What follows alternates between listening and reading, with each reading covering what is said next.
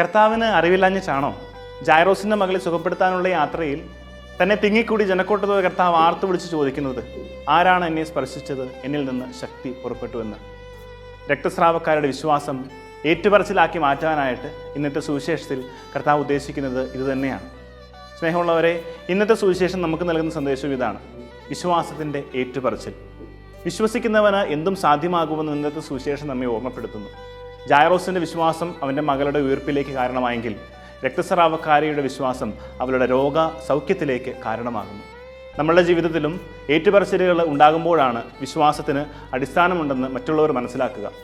വിശുദ്ധർ പറയുന്നത് പോലെ എപ്പോഴും സുവിശേഷം പ്രഘോഷിക്കുക, ആവശ്യമുള്ളപ്പോൾ മാത്രം വാക്കുകൾ ഉപയോഗിക്കുക. നമുക്കിന്നത്തെ സുവിശേഷത്തിൻ്റെ ആശയം ഏറ്റെടുത്ത് നമ്മുടെ ജീവിതത്തിലൂടെ ക്രിസ്തുവിനെ പ്രഘോഷിക്കുവാനും ക്രിസ്തുവിൻ്റെ സുവിശേഷമായി മാറുവാനും നമുക്കും സാധിക്കട്ടെ എന്ന് ആത്മാർത്ഥമായി പ്രാർത്ഥിക്കാം. ദൈവം നമ്മളെ സമൃദ്ധമായിട്ട് അനുഗ്രഹിക്കട്ടെ. ഈശോ മിശിഹായ്ക്ക് സ്തുതിയായിരിക്കട്ടെ.